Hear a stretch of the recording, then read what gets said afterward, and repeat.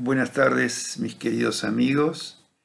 Esta reflexión nuevamente se las envío desde Roma. El Evangelio de este domingo, 17 durante el año, es tomado de Lucas 11, 1 al 13. Y le he puesto como título a esta reflexión la oración oxígeno de la vida espiritual. Porque el tema central del Evangelio de este domingo es justamente la oración. Un detalle previo e importante. Parece que en la escuela de Jesús, en el entrenamiento que él va haciendo con sus discípulos, las primeras clases no fueron de oración. O sí, de alguna manera, podríamos decir, les fue dando clase con el ejemplo. Jesús oraba y mucho. Por supuesto, participaba los sábados en las oraciones litúrgicas, en la sinagoga, con sus discípulos. Pero esto no es lo que a ellos les llamaba más la atención. A ellos les impresionaba que muchas veces Jesús se retirara solo a orar, al campo, a la montaña, al amanecer, al atardecer.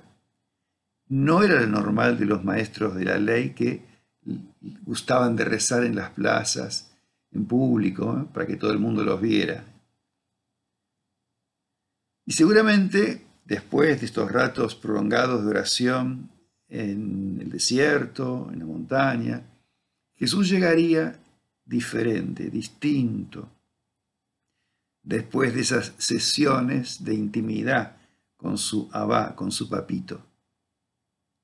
Siempre lo verían regresar con el rostro iluminado, seguramente no tanto como lo que se nos dice, se nos cuenta de Moisés, ¿no? Moisés, cuando bajaba de sus encuentros con Dios, tenía que ponerse un paño delante en el rostro porque venía el rostro, irradiaba luz.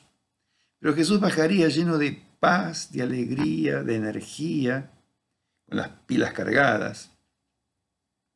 Algunas veces, después de un largo tiempo de oración, habría cambiado de planes. Otras veces habría tomado importantes decisiones, como por ejemplo cuando eligió a los 12. Otras veces, ese momento intenso de oración fue la oportunidad de rendirse ante la voluntad de su Padre en el huerto de los olivos. No olvidemos que también rezó en la cruz. Todo esto bastaría para que los discípulos un día le dijeran: bueno, maestro, enséñanos a orar, queremos ser como vos. Y siempre pedagógicamente es bueno, ¿no? Esperar que el otro nos pida, que el otro desee, el otro necesite, para no darle cosas o enseñarle cosas que no le interesan, ¿no? Bien, sobre la importancia, o mejor dicho, la necesidad de la oración, yo quiero traer aquí unas palabras de Pagola. Me parece que es la primera vez que voy a citar a alguien así, un poco más largamente, pero me pareció muy importante. Dice Pagola: necesitamos orar para encontrar silencio y serenidad y descanso, que nos permitan sostener el ritmo de nuestro quehacer diario. Necesitamos orar para vivir en actitud lúcida y vigilante en medio de una sociedad superficial y deshumanizadora. Necesitamos orar para enfrentarnos a nuestra propia verdad y ser capaces de una autocrítica personal y sincera. Necesitamos orar para irnos liberando de aquello que nos impide ser más humanos. Y por último, necesitamos orar para vivir ante Dios una actitud más festiva, agradecida y creadora. Genio Pagola. Miren, sigo yo, si queremos salvar este mundo necesitamos orar. Y no porque Dios intervendrá y lo salvará mágicamente, milagrosamente, digamos así, desde afuera, ¿no?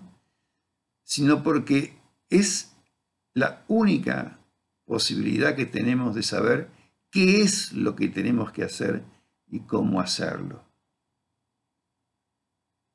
Y ahora me refiero a la necesidad de orar personal y de orar y discernir comunitariamente.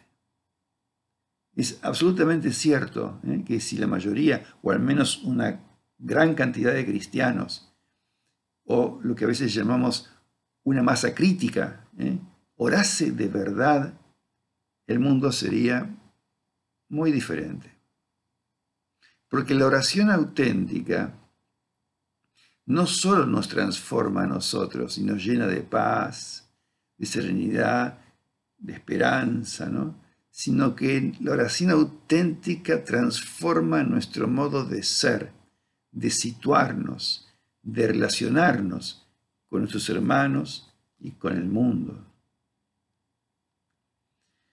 Entonces digo, si en vez de guiarnos el Espíritu de Dios desde lo más hondo y auténtico de cada uno, nos manejamos desde nuestras heridas, desde nuestro ego, desde las necesidades artificiales con que la sociedad de consumo nos contamina y nos pervierte, bueno, el fruto de todo eso va a ser la competición, no la cooperación, la ambición de tener más, la venganza, la desconfianza, la acumulación obsesiva y finalmente la angustia existencial que nosotros encontramos en tantos contemporáneos nuestros, que en el fondo va llevando a la autodestrucción de muchas maneras distintas.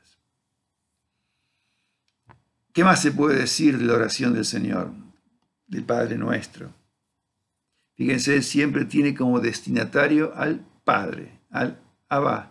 Qué lindo sería, ¿no? Que siempre que oremos nos dirijamos a Dios como Padre o como Papito, en vez de decirle Señor, Dios, Padre, Papito.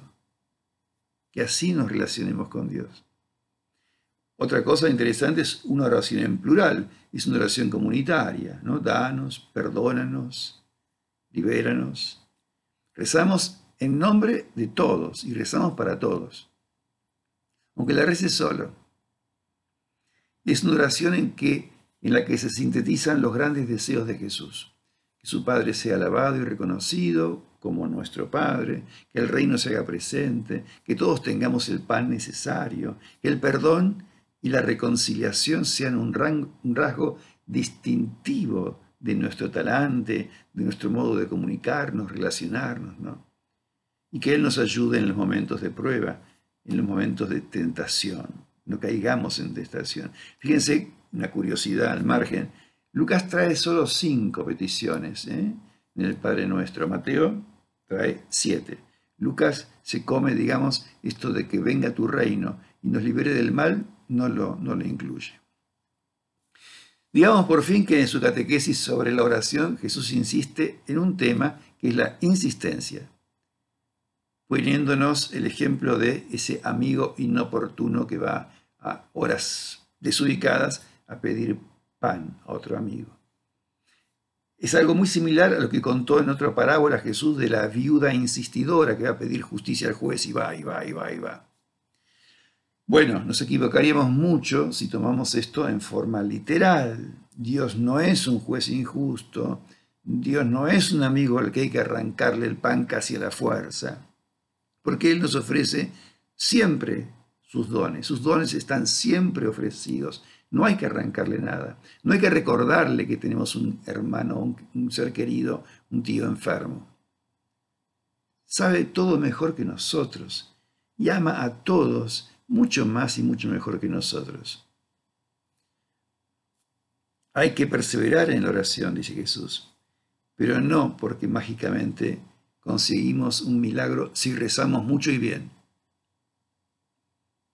Seamos honestos y veamos que muchos de nosotros nos ponemos a orar cuando estamos en peligro, cuando nos damos cuenta que la situación nos supera y no podemos con ella. En realidad la oración perseverante, prolongada, muchas veces silenciosa, sin palabras incluso, sin apuros, no va a cambiarlo a Dios, pero nos va a cambiar a nosotros. Nos va a cambiar a nosotros.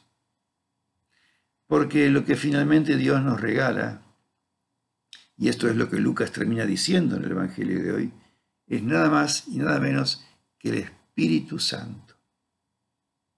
Y yo creo que no nos hace falta otra cosa, porque con el Espíritu Santo nos llega la sabiduría, la alegría, la paz, el amor, la fortaleza, todo eso que necesitamos para afrontar las situaciones más duras que tengamos en la vida que afrontar.